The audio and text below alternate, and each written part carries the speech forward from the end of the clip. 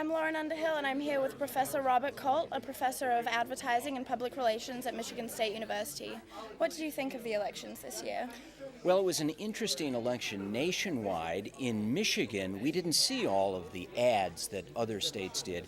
Since we weren't a battleground state, ads were seen more frequently in Ohio and even Wisconsin, and at the end a little bit Pennsylvania. But Michigan really was not on the radar, so it should go in favor of Barack Obama. I think that overall the ads were not as negative as people would portray them to be. They were generally positive, and there were some contrasting issues.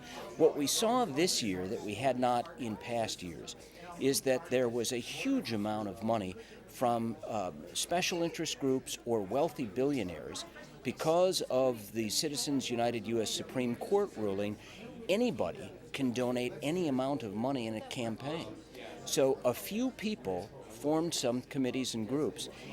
And in the last election cycle, 2008, we probably had what was targeted at about $500 million in spending.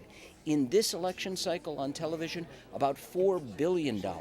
So you can see without spending limits the dramatic increase in advertising in this election campaign. So what do you generally think about smear campaigns? You know, people don't like them outside of the campaign, but the fact is that they work.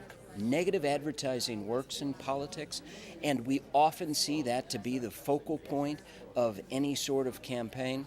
It's unfortunate, but at the end of a campaign, what happens is people vote for the least objectionable candidate. They don't like either one of them, but who offends them least? And that's what advertising can really do. And that's how we focused it. Really what happens is advertising can change attitudes and ultimately respond to behavior, get people to vote for or against someone, and I think that's what will happen.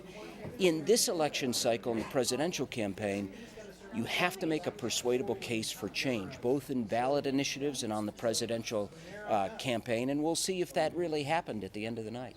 And do you think the humor that was added to a lot of the campaign ads this year helped or hurt the candidates? It helps for some demographics.